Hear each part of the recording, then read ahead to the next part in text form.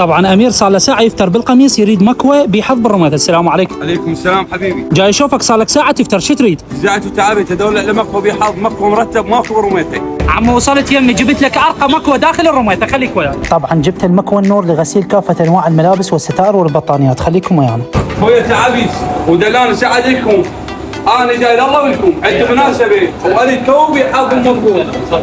الله يحفظكم. طبعا مكوى النور بعروض كلش حلوه وشغلهم نظيف ومرتب ويعتنون بالزبون، وكذلك يستقبلون كميات للغسيل والكوي. اموره من بعد التجربه قل لي شنو المميز اللي لقيته بهذا المكوى؟ افضل شيء عندهم بهذا المكوى عندهم الماده تزيل الصبغ.